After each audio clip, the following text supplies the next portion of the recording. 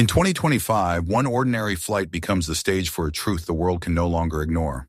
When Ava Johnson, a young black CEO traveling in first class, is told she doesn't belong there, the moment seems painfully familiar until the world learns who she really is. A quiet humiliation turns into a corporate earthquake when the truth surfaces. Ava isn't just another passenger. She's the head of Fairflight, the company secretly auditing the airline for discrimination. What begins as bias at 30,000 feet becomes a viral reckoning broadcast across millions of screens. As public outrage spreads, a billion-dollar corporation faces its most dangerous turbulence, not in the air, but in its conscience. Now careers will crumble, systems will be exposed, and the meaning of fairness will be rewritten in real time. From humiliation to transformation, from silence to accountability, Flight 228 is a story about power, prejudice, and the courage to change a system that has flown blind for too long. Because sometimes the most dangerous storms don't happen in the sky, they happen in us. The morning air in San Francisco carried the crispness of a new beginning, tinged with the faint hum of engines from planes preparing for takeoff at SFO. Ava Johnson stepped out of her rideshare in front of Terminal 3, the handle of her single black carry-on bag firm in her grip. She dressed for comfort, not presentation. A soft gray hoodie with her company's minimalist logo ETHAI systems printed across the chest, dark jeans and clean white sneakers. To the casual observer, she looked like any other millennial traveler, someone returning home from visiting friends or heading to a tech conference. But for Ava, this was not just another flight. She checked her watch and exhaled. She was early, deliberately so. This wasn't a trip for leisure. It was a flight that would quietly determine the credibility of the company she had built from the ground up. ETHAI Systems had recently signed a monumental contract with SkyWest Global, one of America's largest airlines, to implement a system called Fairflight, a data-driven program designed to analyze bias and inequality in customer service across all touchpoints. The irony wasn't lost on her. The same industries that had historically overlooked people who looked like her were now paying millions to understand why they had done so for decades. Ava had prepared for this trip for weeks. The test she was conducting today was part of a routine audit built into the contract. Real-world evaluation under live conditions. According to the plan, she would travel in first class under her real name, without notifying the crew of her role or purpose. The point was simple: to see how employees treated passengers without the safety net of knowing they were being observed.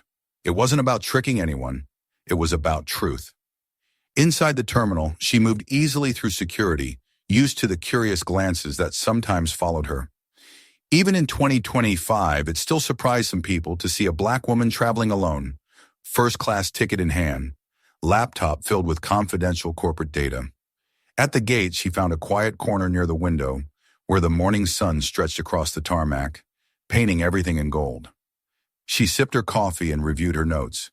The words SkyWest Audit Behavioral Response Phase highlighted across the top of her tablet screen. When boarding began, she waited patiently for her group to be called. She knew the timing was part of the test Group 1, premium boarding, first class. As the gate agent scanned her ticket, everything went smoothly. No hesitation, no questions. It wasn't until she reached the aircraft door that the first variable presented itself. The lead flight attendant, a woman in her early 40s with sharp posture and the kind of smile that looked more procedural than warm, greeted passengers as they entered. Her name tag read, Karen Miller, Senior Cabin Crew. When Ava stepped forward, Karen's smile faltered almost imperceptibly. It was a flicker quick enough to be missed by most, but Ava caught it immediately. Years of studying human behavior had trained her to notice the micro-expressions people wore before they realized they'd made them. "Good morning," Ava said, offering a polite nod. Karen's response was courteous, but her tone was different. Flat, cautious. "Morning, ma'am. May I see your boarding pass?" Ava handed over her phone, the QR code for her digital first-class ticket glowing softly on the screen. Karen glanced at it, then at Ava's hoodie, then at the small carry-on bag that clearly didn't match the sleek leather briefcases of the other first-class passengers filing in behind her. "First class?" Karen asked, as if clarifying a potential mistake. "Yes," Ava replied evenly. Seat 1A. Karen's brows pinched together slightly. That's interesting. She stepped aside but didn't gesture for Ava to continue toward her seat. Could I see your ID, please? Ava smiled politely, though her chest tightened with quiet recognition. Of course. She retrieved her driver's license, holding it out. Karen looked it over, then back at Ava, the doubt not quite masked in her expression. This doesn't seem to match our premium manifest, Karen said after a moment, her voice calm but edged with authority. Maybe there was an upgrade error. It happens sometimes. Ava felt the eyes of other passengers behind her. People were waiting to board. Some shifted impatiently. A businessman coughed pointedly. Still, she kept her composure. You might want to check again, Ava said gently. I booked this seat directly through corporate. Karen's lips pursed.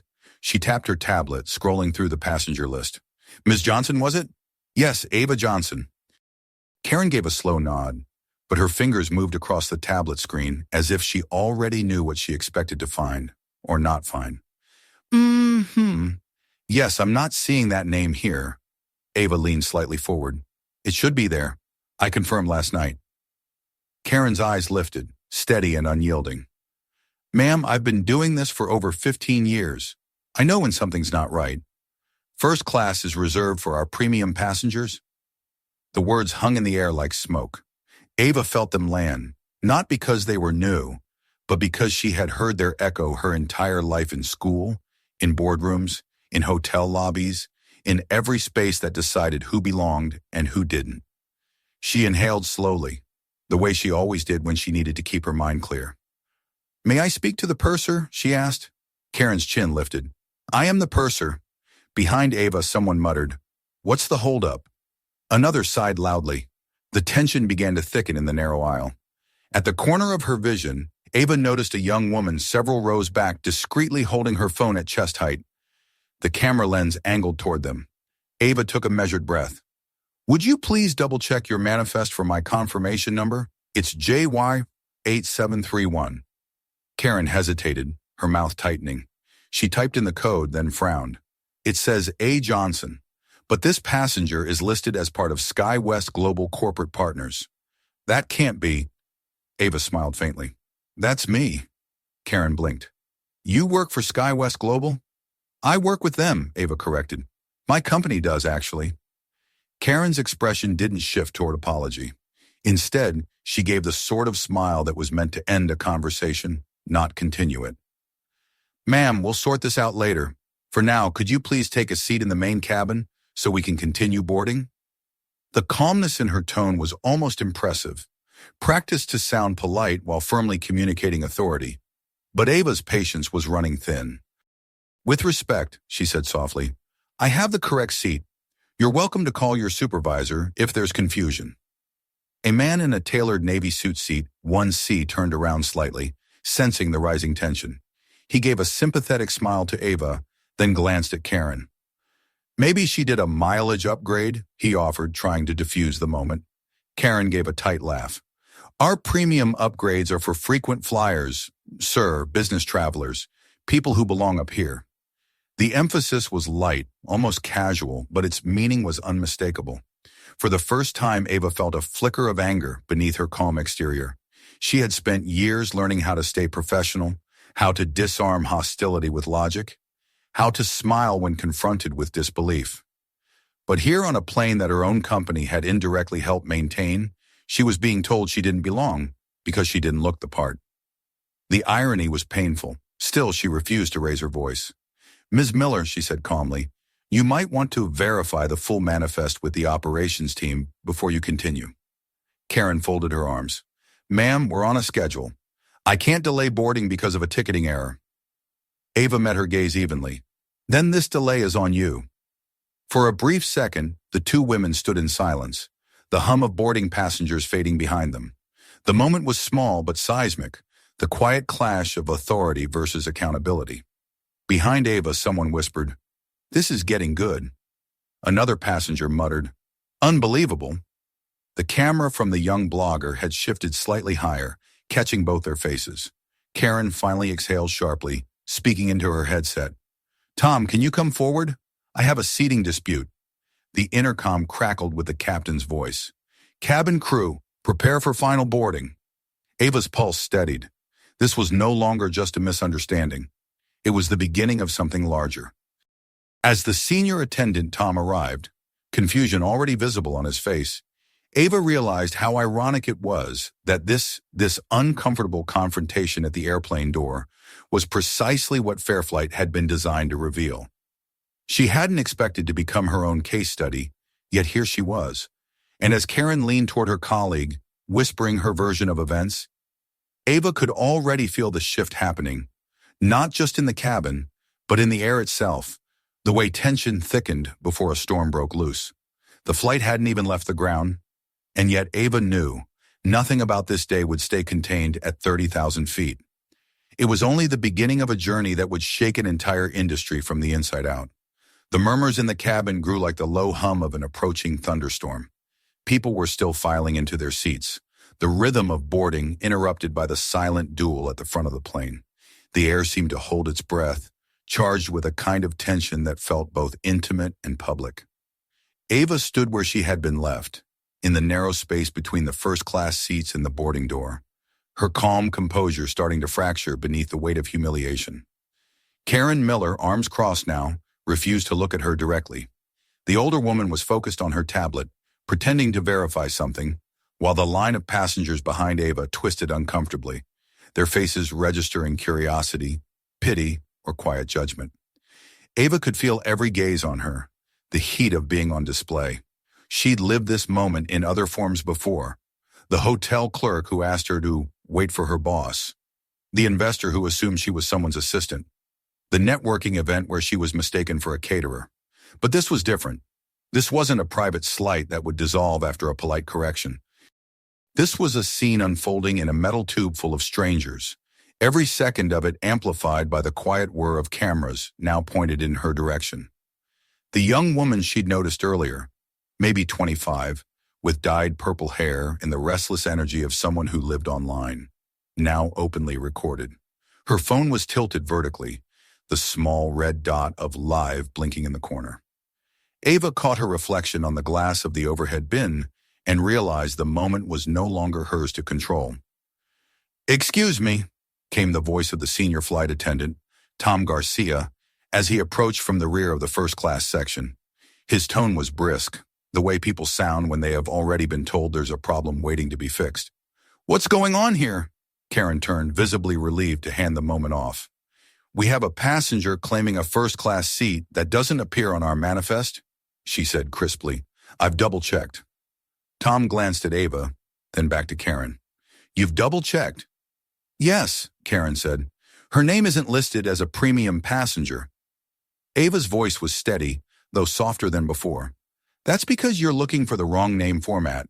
My ticket was issued through corporate partnership." Tom gave her an apologetic half-smile and extended his hand. "May I see your boarding pass, ma'am?" Ava handed him her phone. The screen displayed her digital ticket clearly. Flight 228 to New York, Seat 1A, Boarding Group 1, Passenger name, Ava Johnson, ETH AI Systems. Tom scanned the code, waited for the confirmation, then frowned slightly. "It's valid," he said quietly. "First class." Karen's head snapped toward him. "What?" Tom's voice remained even. "Valid. Checked in, confirmed through our system. Ms. Johnson, please take your seat." But Karen didn't step aside. Her body blocked the aisle, a human barricade wrapped in a navy blue uniform. "I've been doing this a long time," she said firmly, voice rising just enough for passengers in nearby rows to hear. "Sometimes these digital confirmations get glitched. She could have been mistakenly upgraded or using a fraudulent QR code." Ava blinked in disbelief. "Fraudulent?" The word landed like a slap. Behind her, the purple-haired woman's live stream comments were pouring in at a furious pace. Viewers were typing reactions in all caps. "What is she talking about? This is racist. Call the captain." Tom's discomfort deepened. He shifted his stance, caught between authority and loyalty to his colleague. "Karen," he said quietly, "I verified it. Let her sit." Karen's expression hardened. "Not until I see her payment receipt." "Receipt?" Ava echoed, incredulous. "You need proof that I paid for a seat?"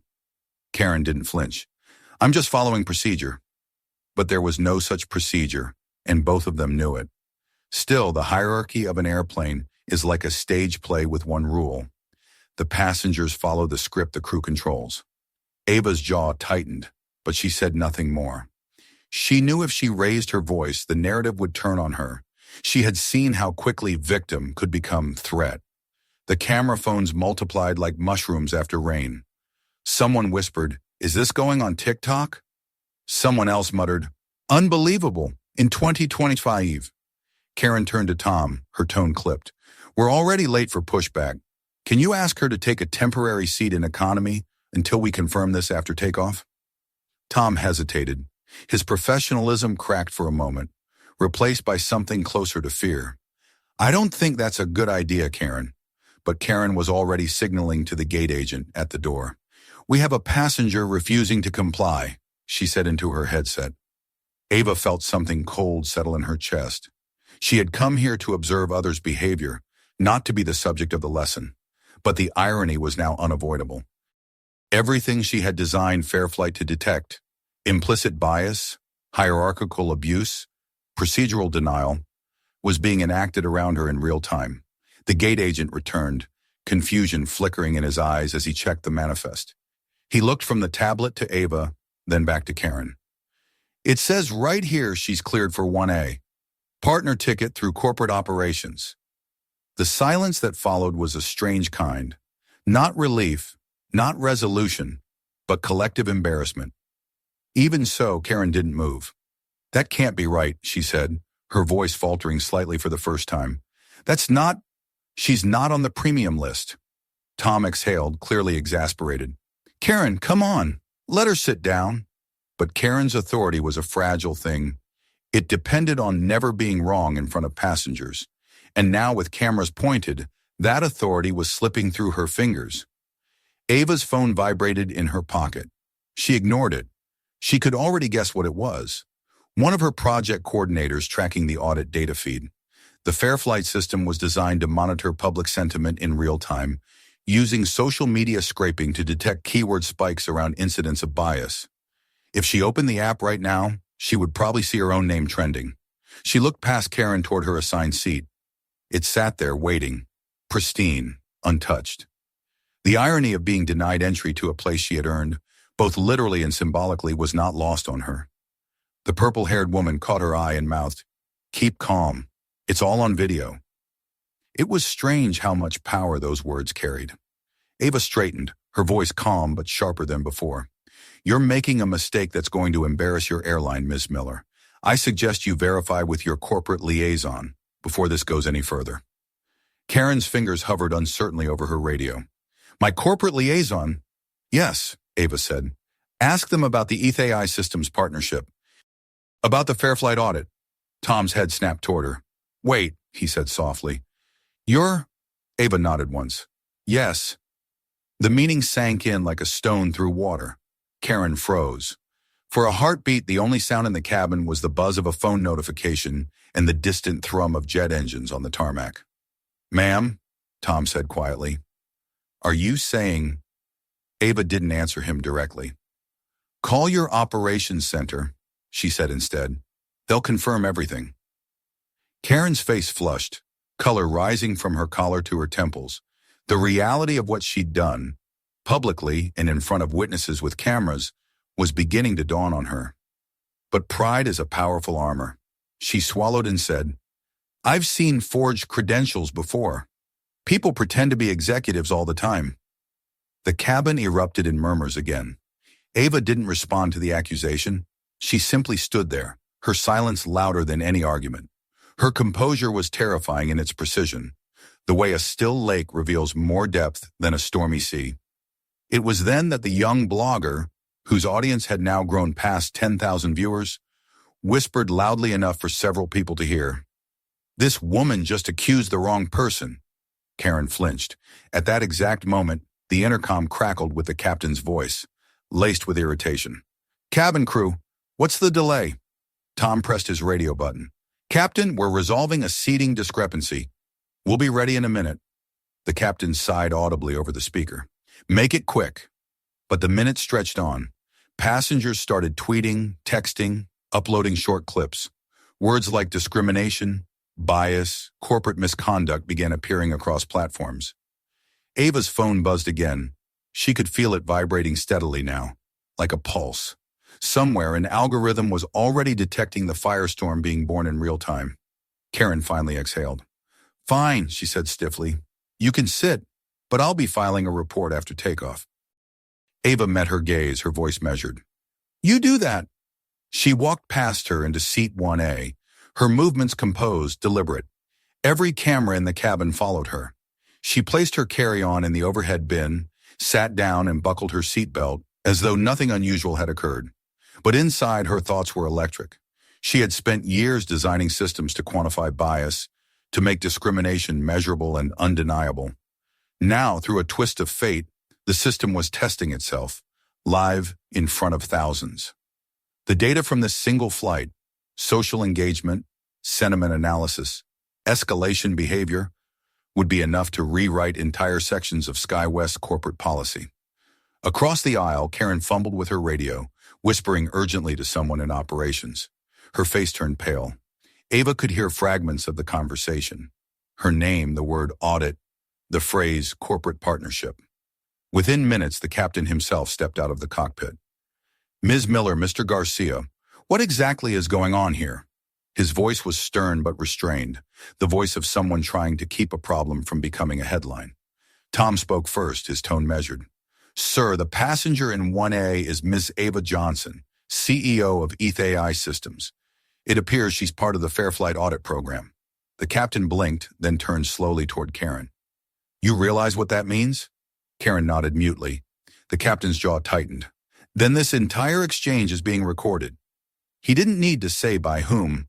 Within an hour before the plane had even left the gate, the story had crossed platforms. The hashtag #SkyWest incident had become #FairFlightAudit, and videos under the title "Woman Denied First Class for Not Belonging" were being shared faster than SkyWest's PR department could react. By the time the aircraft finally pushed back from the gate, everyone on board, and thousands online, knew they had witnessed something extraordinary. Ava sat quietly, watching the runway blur past the window, her reflection calm but her mind ablaze.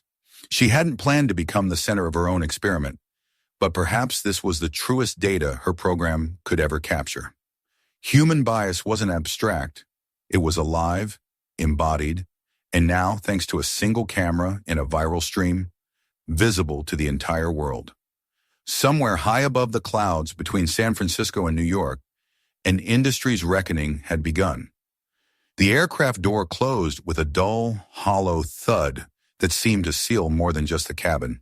It trapped inside a silence so dense it felt physical, a hush that fell across every row like a heavy curtain. The engines hummed softly in the background, but no one was listening. The passengers, still murmuring moments ago, had gone quiet, their attention fixed on the tense tableau unfolding at the front of the plane. Ava sat in her seat, her posture calm but unyielding, while the crew whispered frantically among themselves, glancing from her to the cockpit door and back again. Karen stood near the galley, clutching her tablet as though it were a lifeline, her knuckles white. The plane had yet to move, 10 minutes past departure time, and the captain had not given clearance to taxi. Outside, the early sunlight caught the silver wing, dazzling in contrast to the dark, uncomfortable energy inside. Ava felt every second stretch longer, heavier. She had not meant to turn this flight into a spectacle. She had only wanted the audit to be authentic, to measure bias under normal conditions. But what she hadn't anticipated was that she would become the control variable and the catalyst all at once. Tom Garcia, the senior attendant, approached her quietly, his voice low. "Ms. Johnson, the captain's asked me to verify something with operations before we proceed. Would you mind waiting a few minutes?" Ava nodded once. "Of course." She had no anger left in her voice now, only composure sharpened by purpose. She had learned long ago that dignity unnerved those who expected outrage. It was the calmness, the refusal to break decorum, that often spoke louder than confrontation ever could. As Tom disappeared toward the front of the cabin, Ava glanced across the aisle. Karen was still standing there, tapping nervously at her tablet. She looked older now, smaller somehow, the confidence of routine crumbling under the weight of uncertainty. Every so often, her eyes darted toward Ava and then away again, like someone staring at the sun too long. A soft chime echoed through the cabin, followed by the captain's voice over the intercom. Ladies and gentlemen, we're experiencing a brief operational delay. We appreciate your patience and expect to be underway shortly. His tone was professional, but beneath it was an unmistakable undercurrent of irritation. Ava closed her eyes for a moment, inhaling slowly, letting the rhythm of her breath steady her. She knew what was coming. Somewhere an operations manager was making a phone call, and within minutes the truth would reach the cockpit. She didn't need to intervene further. The system was already correcting itself, revealing the bias it had been built to expose. Her phone buzzed on the tray table. She turned it over, and the lock screen lit up with dozens of notifications. The Fairflight app had gone into automatic analysis mode. It was detecting spikes in social media mentions, correlating sentiment, tracking the virality of what it assumed was an incident event. She didn't need to read the data to know what it would show.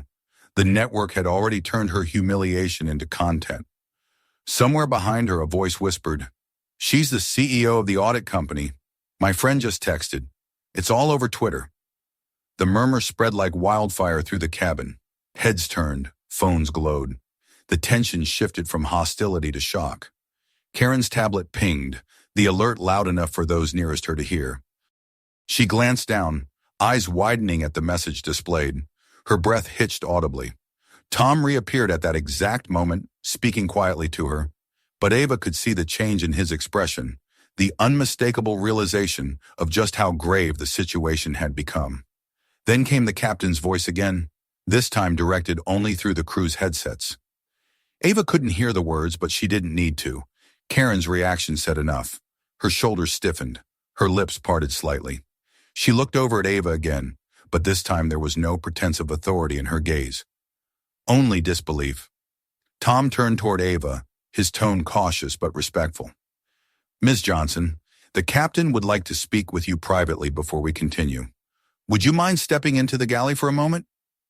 Ava unbuckled her seatbelt and rose smoothly. The eyes of the passengers followed her, recording every movement, their phones discreetly angled, pretending to be casual. The purple-haired blogger in row 3 didn't even pretend. Her camera was still live. Ava stepped into the galley, where the captain stood waiting, his pilot's uniform immaculate, his expression tense.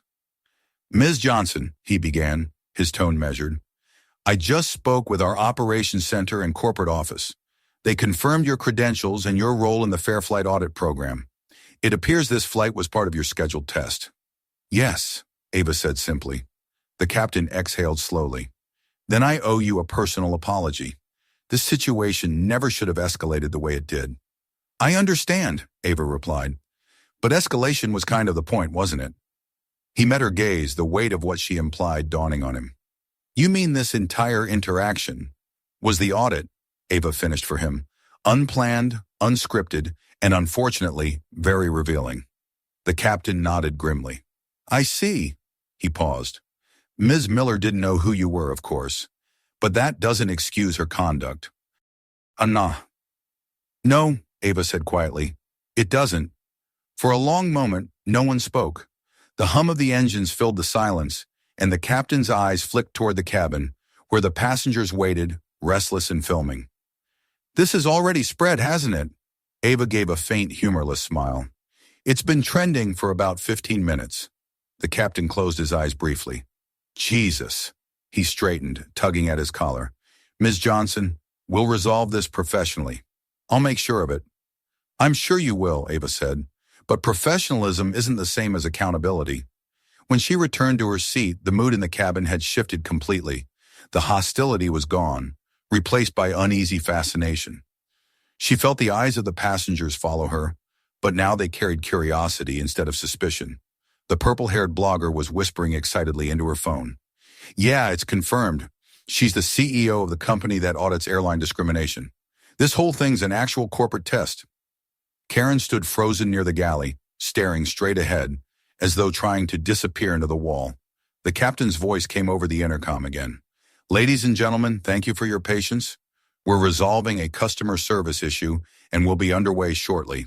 Our priority is to ensure every passenger is treated with the respect and dignity they deserve." The message was formal, but the meaning beneath it was unmistakable. As the plane finally began to taxi toward the runway, Ava leaned back in her seat, eyes fixed on the window. She thought about how strange it was that she had spent years quantifying patterns of discrimination through numbers, algorithms, and graphs, only to find that nothing captured the truth like the raw human moment she had just lived. 30,000 feet later, the captain made another announcement. "We'd like to extend our apologies for the delay earlier today. SkyWest Global is committed to providing an inclusive experience for all passengers." The statement had the polished cadence of PR language, and yet, hearing it aloud, Ava couldn't help but wonder if the airline truly understood the gravity of what had just unfolded. When they landed in New York hours later, Ava's phone exploded with notifications. Messages from her team, corporate executives, journalists, and even civil rights advocates flooded in. The story had transcended the confines of the plane. News outlets had picked it up. Her face, captured mid-confrontation, was already circulating online with captions like, "CEO denied seat in her own audit," and "Airline bias caught live." By the time she stepped off the plane, SkyWest Global's public relations department had already issued an official statement acknowledging an incident involving a misunderstanding between a passenger and crew. It was vague, sanitized, and predictably evasive, but the world had already filled in the blanks. Outside the terminal, Ava paused before the waiting car that SkyWest had sent, likely part of their frantic damage control effort. She stood there for a long moment, watching the planes taking off in the distance, each one rising effortlessly into the blue. She wondered how many other passengers in countless airports across the country had faced smaller versions of the same story, unrecorded, unacknowledged, forgotten before landing. She climbed into the car, the city skyline stretching toward her as it pulled away. Her phone buzzed again, a message from her assistant. "Corporate wants an immediate debrief. Crisis meeting in 2 hours. CEO of SkyWest will attend." Ava stared at the text for a moment, then typed a brief reply. "Tell them I'll bring the data." What she didn't add was that she would also bring the truth. The kind of truth that couldn't be filtered or reworded. The kind that lived in the faces of the people who had watched her be denied a seat she had paid for, and the crew who had thought they could deny it without consequence. 2 hours later, in a glass-walled conference room overlooking Manhattan, she laid out the full scope of what had occurred. SkyWest's leadership sat across from her, corporate suits, tense and silent. The company's CEO, Patricia Hall, spoke first. "Ms. Johnson, on behalf of SkyWest Global, I want to personally apologize for what you experienced. This is absolutely unacceptable." Ava listened without expression. "Unacceptable is a word people use when they're afraid of the cost of what is acceptable," she said evenly. "Your company didn't fail because of one person. It failed because bias isn't a glitch in your system. It's part of the design." No one replied. She tapped her tablet, and the data filled the screen. Real-time analytics from Fairflight, showing the sentiment spike, the rate of social engagement, the ratio of negative to neutral reactions, the projected market impact. Every point on the graph was proof that discrimination was no longer an invisible act. It had consequences now economic, reputational, and systemic. "This is what you hired us for," Ava continued, "to show you what's broken, and now you've seen it in its purest form." The CEO nodded stiffly. "What do you recommend?" Ava closed the tablet.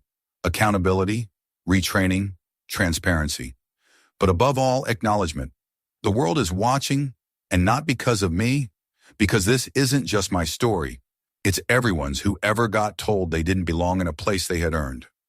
When she left the meeting, the air outside felt different, sharper, charged. The city pulsed with the hum of news vans and digital chatter. The viral storm had turned into a movement overnight. Hashtags had evolved from anger to action. Chuck 'em fly fair, chai audit bias, cha a seat for everyone. By the next morning, SkyWest had announced a formal investigation, and a suspension for the crew involved. It wasn't enough, Ava knew, but it was a start. Real change was never instant. It was iterative, painful, and public. That night, as she sat in her hotel room overlooking the Hudson, she received one more notification in email from an address she didn't recognize. The subject line read, "I'm sorry." It was from Karen Miller. The message was short. "I know I was wrong. I don't know why I reacted the way I did. Maybe fear, maybe habit, but I see it now. I'm sorry you had to experience that. I'll do better." Ava read it twice, then closed her laptop. She didn't reply. Not yet. The apology was not for her alone to accept. It was for the system that had created the moment in the first place to absorb. Outside, the city lights shimmered across the river. Somewhere in the distance, another plane lifted into the night sky, engines roaring, defying gravity and inertia all at once. Ava watched it climb higher, and for the first time since that morning, she allowed herself to exhale. The storm had passed, but the sky it left behind would never be the same. Morning sunlight spilled over Manhattan's skyline, washing the glass towers in a pale glow that felt almost fragile. The city had already devoured the story of Flight 228, transforming it into the day's headline and the evening's argument. By the time Ava woke up in her hotel suite overlooking the Hudson River, the world had taken what happened at 30,000 feet and made it into a global conversation. The incident was no longer confined to the passengers who had witnessed it firsthand. It was on every screen, dissected by news anchors, lawyers, sociologists, and millions of online commentators. Her face calm, composed, refusing to yield had become a symbol. The video that had captured her quiet humiliation was now captioned and subtitled in 5 languages, spreading faster than the airline's PR team could issue statements. Ava sat at the small table by the window, sipping coffee gone cold, scrolling through her tablet. Her inbox was flooded. Messages from journalists requesting interviews, invitations from advocacy organizations offering to partner on diversity initiatives, a polite but desperate email from SkyWest's corporate communications department asking for her cooperation in controlling the narrative. But Ava wasn't interested in controlling anything. She was interested in truth, in what would come after the apology, after the headlines faded. Real accountability didn't exist in the 24-hour news cycle. It lived in the quiet, structural shifts that followed when no one was looking. Her phone rang. It was her assistant, Cole. "You've seen the statement?" he asked without preamble. "I've seen it," Ava said. She turned her tablet toward the open news article displaying SkyWest Global's official response. The CEO's apology was carefully worded, the language sterile. The airline promised a full internal review and enhanced inclusivity training for staff. It was the standard corporate reflex, polished remorse without substance. "Do we respond?" Cole asked. "Not yet," Ava said. "Let them speak first, then we act." "Social media is calling for Karen Miller's firing," he added carefully. "It's trending under Ashish Chakra accountability now." Ava closed her eyes briefly. And what would that change? Another person fired for symptoms while the system stays sick? Cole hesitated. "It would satisfy the mob." "I'm not interested in satisfying mobs," she said softly. "I'm interested in making sure no one else ever gets treated the way I did. That's the difference between punishment and reform." He didn't argue. He knew better than to try. Ava's voice carried a conviction that had always been part of her work. She had built ETH-AI systems not to punish individuals, but to measure human behavior at scale, to quantify bias until denial became impossible. By the time Ava arrived at SkyWest's Manhattan headquarters that afternoon, the building itself seemed to shiver under the weight of public scrutiny. Television vans lined the street, reporters stationed at the entrance, microphones ready. Security ushered her inside quickly, away from the flashing cameras and shouted questions. The conference room on the top floor was filled with executives.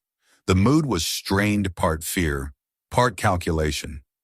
Patricia Hall, the CEO, sat at the head of the table, her posture rigid, her smile brittle. "Ms. Johnson," she began, "thank you for coming on such short notice. We want to move forward in a spirit of collaboration."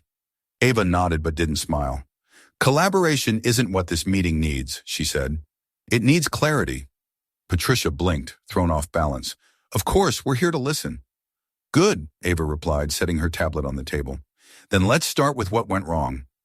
She outlined everything in unflinching detail. The procedural failures, the unchecked assumptions, the escalation that violated basic service protocols. She showed data captured in real time by Fairflight, highlighting patterns of bias that weren't confined to one flight or one attendant, but spread across dozens of routes. What happened on Flight 228 wasn't an accident, Ava said. It was an exposure. Your employees acted exactly as the system trained them to act defensively, hierarchically, without awareness of their own prejudice. One of the senior VPs cleared his throat nervously. With respect, Ms. Johnson, it sounds like you're implying our entire staff is racist. Ava looked at him steadily. I'm implying your system is blind. And blindness at scale is more dangerous than individual prejudice because it hides behind professionalism. Bias in a uniform doesn't look like bias at all until it's filmed. Silence followed, broken only by the faint hum of the city beyond the glass walls. Finally, Patricia spoke again, her tone cautious. What would you suggest as corrective action? Systemic correction, Ava said simply. Not a PR campaign, not a seminar, a complete structural overhaul of how you train, measure, and evaluate human interaction. She connected her tablet to the room's display screen. The first slide read, Phase 1, the Fairflight Initiative. She described it meticulously mandatory anti-bias and empathy training for all customer-facing employees, new procedures for conflict escalation, anonymous reporting systems for passengers, and transparent disciplinary protocols. Every boarding dispute involving premium seating would now be logged and reviewed by an independent team within 24 hours. Every incident, Patricia asked. Every single one, Ava said. Accountability doesn't exist if you can't measure it. The presentation lasted nearly 2 hours. When it ended, no one spoke. The executives exchanged glances, the weight of the proposal settling in. Ava could feel their resistance, the fear of disruption that came with admitting failure. But Patricia, to her credit, nodded slowly. We'll do it, she said, all of it. It was only after the meeting that Patricia caught Ava in the hallway. Her voice had softened, stripped of the corporate polish. You know, when I first saw that video, I thought my career was over, she admitted. Then I realized it's not about me at all. It's about the kind of company I want to run. Thank you for forcing us to face this. Ava met her eyes. Thank the passengers who recorded it. They forced the truth into daylight. I just helped measure the fallout. That evening, the news broke that SkyWest Global was launching a comprehensive reform program in partnership with ETH AI Systems. The initiative included the Fairflight app, a real-time reporting tool that allowed passengers to log discriminatory treatment directly from their seats. Within hours, the announcement became the top story across all major networks. Public opinion, once seething with anger, began to shift toward cautious optimism. For Karen Miller, the consequences were immediate. She was placed on administrative leave pending retraining and evaluation. Social media raged on both sides. Some demanded her firing, others argued for rehabilitation. Ava watched the debate unfold with mixed feelings. She knew what people wanted was justice, but what justice looked like was far more complicated. Firing Karen would make the airline look decisive, but it would change nothing in the system that had produced her behavior. True reform required humility, not sacrifice. Weeks passed. Ava worked closely with SkyWest's implementation teams, overseeing the training modules and the rollout of the FlyFair platform, a companion app to Fairflight that connected passengers directly to independent auditors when discrimination complaints arose.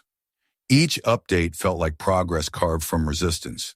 Every new policy was a small revolution. When the first employee workshops began at SkyWest training facility in Dallas, Ava attended in person. Hundreds of staff members gathered in the bright, sterile conference hall, uncertain, defensive, curious. And there in the back row sat Karen Miller. Ava recognized her instantly. The woman who had once stood between her and her seat now looked humbled, stripped of the authority that had once defined her. Her uniform was gone, replaced by a simple gray shirt with the SkyWest training logo. When the lead instructor asked for volunteers to share why they were attending, Karen stood up. Her voice trembled at first but grew steadier as she spoke. "Because I made a mistake," she said. "A big one. And it wasn't just about misreading a ticket or a name. It was about assuming who belongs and who doesn't. I thought I was protecting company policy, but really I was protecting my own comfort. I see that now." The room was silent. Ava, standing at the back, said nothing. It wasn't her place to interfere. The process had to be genuine, not performative. Afterward, Karen approached her quietly. "Ms. Johnson," she began, her hands clasped tightly together, "I didn't expect to see you here." "I wasn't sure I'd come," Ava admitted, "but I wanted to see what change looks like when it starts." Karen nodded, her eyes glistening. "I've been reading everything about implicit bias since that day. I realized how much I didn't know. I thought fairness was just treating everyone the same. But it's not that simple, is it?" "No," Ava said softly. "Fairness means seeing the invisible lines we draw without realizing it. You can't fix what you refuse to see." Karen hesitated. "Do you think I can come back from this?" "That depends on what you do next," Ava replied. "Not everyone gets the chance to rebuild. Use it." By the end of the week, SkyWest's CEO announced that Karen would return to work under probation, not as punishment but as part of a rehabilitation program designed to turn error into education. The decision drew both outrage and praise, but Ava supported it. Growth didn't happen in exile, it happened under scrutiny. Over the following months, the effects of the reforms began to ripple outward. Other airlines took notice. United, Delta, and Southwest reached out to ETH AI Systems, inquiring about licensing the FairFlight model. Even government agencies began discussing federal standards for bias auditing in aviation. What had started as one humiliating incident was becoming the seed of an industry-wide shift. Still, change came with resistance. Not everyone welcomed Ava's work. Anonymous emails accused her of exploiting victimhood for profit. Commentators questioned whether technology could fix what was inherently human. But for every critic, there were dozens of messages from passengers thanking her, telling their own stories of being questioned, doubted, or dismissed. Late one night, Ava sat in her office surrounded by glowing monitors displaying streams of data from the FairFlight network. Thousands of reports had already been logged, some minor, some serious, but what mattered most was the transparency. People were speaking up, and companies were being forced to listen. The data showed measurable improvement. Incidents of biased treatment had dropped across multiple airlines within the first quarter of the program's rollout. She thought about Karen, about how their paths had crossed in such an unlikely, painful way. It would have been easy to see her as the villain of the story. But that wasn't the truth. The real villain was complacency, the quiet normalization of prejudice behind polite smiles and standard procedures. Ava turned off the monitors and looked out at the city skyline. She could still hear the faint echo of that first confrontation, the words "you don't belong here" reverberating in her memory. But they no longer carried pain. They carried purpose. Change was never born out of comfort. It came from friction, from moments that forced people to confront the parts of themselves they didn't want to see. And as the world outside her window continued to move, Ava understood something simple but profound. The work was only beginning. SkyWest Global had started its transformation, but the real reform would come not from policies or apps, but from the people learning to look at one another differently. The journey to that understanding was long, but for the first time, it felt possible. 6 months had passed since Flight 228 had taken off late from San Francisco, and yet its echo still reverberated through the entire aviation industry. What had begun as a single confrontation between two women, a misunderstanding that reflected something far deeper, had turned into a movement that neither Ava nor anyone else could have predicted in its magnitude. SkyWest Global was no longer the same company. Its training manuals had been rewritten, its communication protocols reconstructed, and its culture fundamentally reshaped. The transformation was not flawless, nor was it universally embraced, but it was real. Change, Ava had learned, was never clean. It was layered, uncomfortable, and human. Ava returned to Dallas that spring to visit SkyWest's main operations center, the same place where Karen Miller had stood months earlier to begin her retraining. The air outside was warm and heavy with the scent of rain, the kind that hung low and electric in the Texas sky before a storm. Inside the facility, hundreds of employees moved between classrooms and simulation bays, their uniforms crisp, their manner more open, more alert. The walls were newly adorned with posters carrying the company's updated motto, "Every seat deserves respect." It was a simple line, but it had become something like a pledge. As Ava walked through the hall, heads turned, but not with the skepticism that had once followed her. She had become something of a legend here, half cautionary tale, half inspiration. Some of the older attendants still whispered about her with a mix of fear and reverence, but the younger recruits greeted her with enthusiasm, eager to meet the woman whose story had changed the rules of their profession. She stopped outside a training room where a group of flight attendants sat in a semicircle, watching a simulation play out on the large screen. A digital avatar of a passenger appeared on the projection, an AI-generated scenario modeled on Fairflight's bias detection data. The avatar, coded to represent a diverse traveler profile, interacted with an attendant in various tones, testing for emotional response and situational awareness. The instructor paused the simulation and asked the class to identify where bias had subtly appeared. "Notice the hesitation," the instructor said, "the moment the passenger presented a digital ticket instead of a printed one. Did you see the attendant's tone change?" Hands went up, voices followed, and for the first time Ava saw genuine engagement, not performative compliance. These were not people sitting through another corporate seminar. They were learning to see what had once been invisible. After the session, the instructor noticed Ava at the door and hurried over. "Ms. Johnson," she said with a wide smile, "it's an honor. We actually use your story as a case study in every introductory course now." Ava smiled faintly. "I suppose I'm part of the curriculum." The woman nodded. "Not as the person who was wronged," she said, "but as the one who started the change. You made us realize how much of our behavior was unconscious. That's not something people forget." Ava thanked her and moved on. She didn't need praise. What mattered to her was seeing the data come to life, not as numbers on a graph, but as people evolving before her eyes. Fairflight had done what she had always hoped it would, not just expose bias, but teach empathy. Later that afternoon, she met with Patricia Hall in her office overlooking the airfield. Patricia looked different now, lighter, more grounded. The sharp corporate veneer that once defined her had softened into something more human. On her desk sat a framed photograph of the new SkyWest Diversity Council.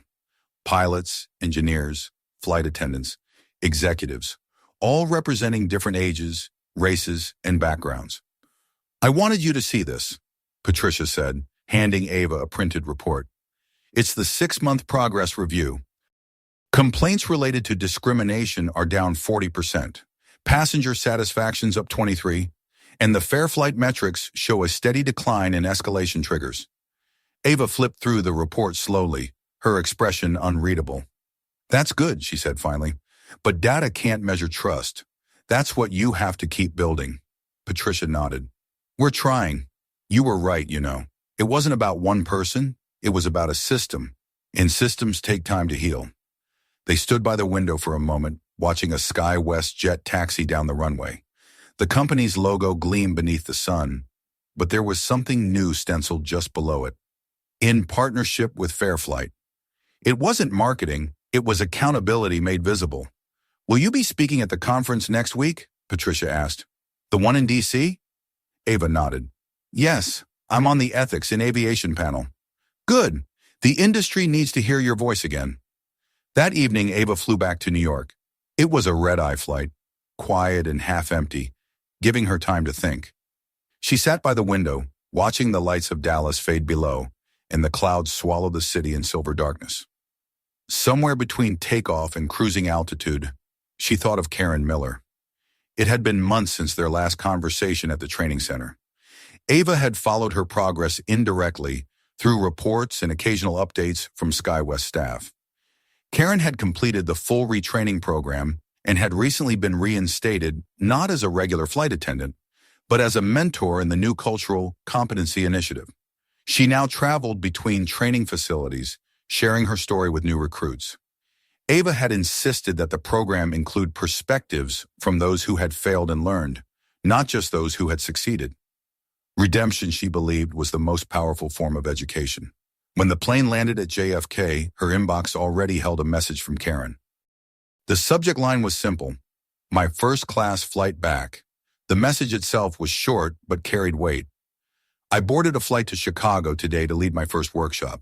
A passenger smiled at me when I greeted him, and for a moment I remembered how I used to see people as passengers, not as individuals. Today I saw him differently. Thank you for not giving up on me. Ava closed the message and sat quietly in the terminal for a long time, watching travelers move through the morning bustle. For the first time in months, she allowed herself to feel something beyond resolve. It was gratitude, raw, fragile, real. The following week, she stood on the stage of the National Aviation Ethics Conference in Washington, D.C. The room was packed with executives, regulators, pilots, and reporters. Cameras lined the back wall, broadcasting the event live across multiple platforms. The moderator introduced her as the woman whose courage transformed an industry. Ava stepped to the podium, adjusted the microphone, and let her gaze sweep the room. When people talk about Flight 228, she began, they talk about a viral moment, a video, a scandal. But that's not what changed the world. What changed the world was what came after the hard work, the uncomfortable conversations, the humility to admit we were wrong. Fair flight was never about punishment. It was about awareness, about turning data into empathy. She paused, letting her words settle. Technology can show us patterns. It can reveal bias, quantify it, make it undeniable, but only people can decide what to do once they see it. The real change doesn't happen in code or algorithms. It happens in hearts. The room was silent, not with tension, but with focus. She could see faces soften, heads nod slightly. She continued, her voice steady. We can't erase bias. It's part of human nature. But we can learn to question it. We can choose to respond differently. Every flight, every passenger, every interaction, it's another chance to get it right. When she finished, the audience rose to their feet in applause. It wasn't the thunderous, performative kind. It was sustained, sincere. Ava felt no triumph in it, only affirmation. The journey she had started was no longer hers alone. In the months that followed, Fair Flight expanded beyond aviation. Hotels, car rental companies, even major tech firms began implementing its systems. The name became shorthand for transparency, a digital conscience woven into corporate infrastructure. Governments took notice too. Ava was appointed as an advisor to the Department of Transportation's Committee on Ethical Technology Standards. Her once small startup had become a cornerstone in the global movement for equitable service industries. But success didn't change her. She still preferred her hoodies to tailored suits, still carried her old backpack with the faded ETHI logo. She still flew economy most of the time, observing quietly how people treated one another when no one was watching.